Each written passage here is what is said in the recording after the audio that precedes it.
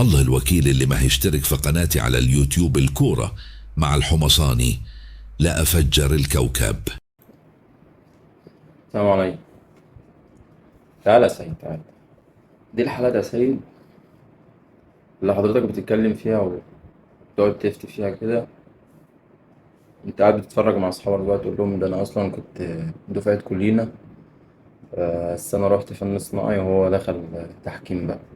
هي نفس الحالات دي بالظبط كده، حالات اللي هي النادرة لما بتحصل كده.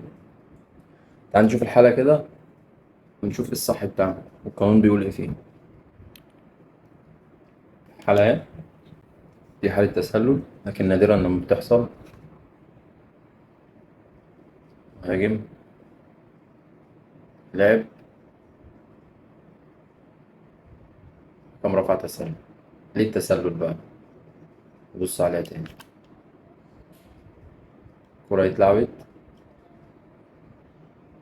هنشوف القانون دلوقتي بيقول ايه ونطبقها على البورد كده. بس انت هتقولي طبعا ده قافل. الراجل يا عم قافل اهو، ده في مدافع اهو. والراجل ده يعني الراجل ده المفروض مغطي تسلل ازاي؟ الحكم طبعا التعليقات على على الحالة دي مش عايز اقول لك يعني الحكم اتشتم قد ايه. بص يا باشا، التسلل بيتحسب بتاني اخر مدافع. تاني اخر مدافع. حارس المرمى بيعتبر مدافع. تمام، تعال نبص له على نص القانون ونفهمها اكتر على بورد كده.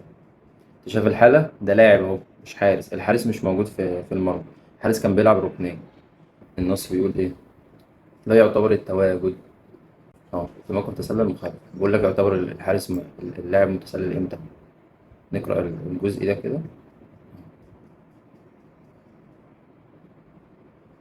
بيقول لك يعتبر اللاعب في موقف تسلل إذا كان أي جزء من رأسه أو جسده أو قدمه في النصف الخاص بالفريق المنافس، اللي هو بنحسب التسلل منين؟ من نص الملعب، عشان ما يبقاش فيه واحد معدي قبل نص الملعب وتقوله تسلل.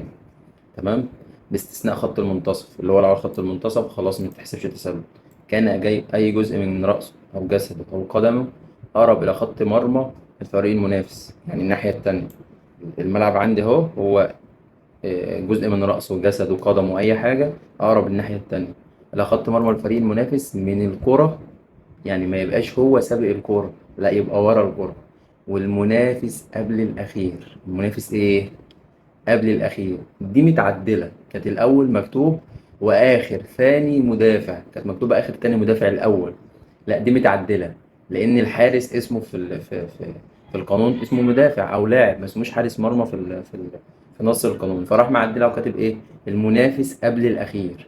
يعني أصبح عندي لو حارس المرمى قدام، لو حارس المرمى قدام وفي لاعب واقف مكانه ولاعب قدامه، الكرة اتلعبت والمهاجم هنا، خلاص تسلل. تعال نشوفها على البورد.